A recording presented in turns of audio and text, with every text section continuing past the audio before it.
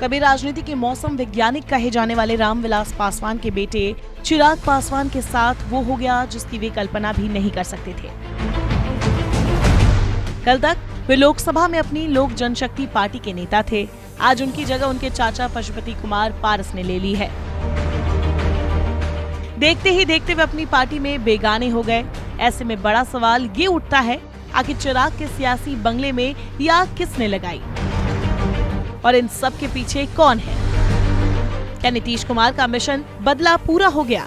अब आगे चिराग पासवान क्या करेंगे? चुनाव के बाद से बिहार की राजनीति में लगातार उबाल क्यों है? एलजेपी में जब टूट हुई तो इन सवालों के बीच की सियासी तस्वीर देखने की कोशिश हुई। ऐसा माना जा रहा है कि एलजेपी के भीतर बगावत की पटकथा नीतीश कुमार ने लिखी। अब विधानसभा चुनाव में चिराग ने उन्हें नुकसान पहुंचाया, तभी से नीतीश बेहद नाराज थे। चिराग को किसी तरह एनडीए में स्पेस देने को तैयार नहीं थे और बीजेपी पर इसके लिए वो अपना वीटो लगाने की हद तक जाते थे। राजनीतिक रूप से बदला लेने के लिए नीतीश कुमार ने सबसे पहले पशुपति कुमार पारस से संपर्क साधा, क्योंकि दोनों नेताओं के बीच बहुत पुराने संबंध रहे हैं। चिराग को इसका आभास था। पिछले दिनों जब पशुपति पारस ने नीतीश की तारीफ की तो चिराग ने अपने चाचा से सख्त नाराजगी जताई और उन्हें पार्टी से हटाने तक की धमकी दे दी थी। बताया जा रहा है कि तभी से चाचा पशुपति पारस ने अपने भतीजे से अलग होने का मन बना लिया था। वही चचेरे भाई और सांसद प्रिंस ने भी अपनी उपेक्षा होने का आरोप लगाया।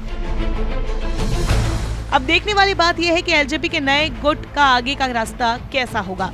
खबरें तो ये भी आ रही है कि पशुपति पारस जेडीयू में ठीक उसी तरह पार्टी विलय कर सकते हैं जिस तरह पिछले दिनों उपेंद्र कुशवाहा की पार्टी राष्ट्रीय लोक समता पार्टी का हुआ था।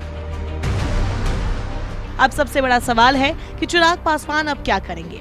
उनके लिए सबसे बड़ी समस्या ये है कि न सिर्फ पार्टी बल्कि एक तरह से परिवार के अंदर भाई उनके खिलाफ बगावत कर रहे हैं।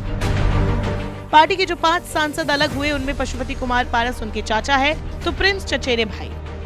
ऐसे में रामविलास पासवान की विरासत पर अपना हक जताना और उसको फिर से हासिल करना आसान नहीं होगा।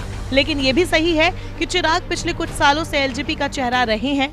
अगर वो विपक्षी गठबंधन से खुद को जोड़ते हैं तो वो असर डाल सकते हैं। ऐसा हम इसलिए कह रहे हैं क्योंकि चिराग ने जब पिछले साल बिहार में एनडीए से अलग होकर चुनाव लड़ने का ऐलान किया था तब भी कांग्रेस और आरजेडी ने उन्हें अपने पाले में लाने का प्रस्ताव दिया था। अब फिर एक बार दोनों ही पार्टियां चिराग को अपने पाले में लाने के लिए जोरों शोरों से कोशिश कर रही है।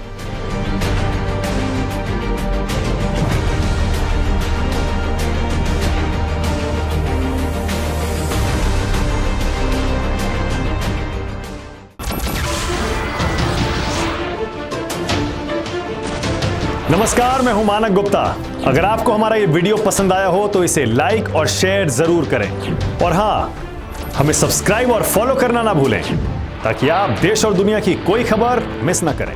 तो जुड़े रहिए हमारे साथ और देखते रहिए न्यूज़ 24।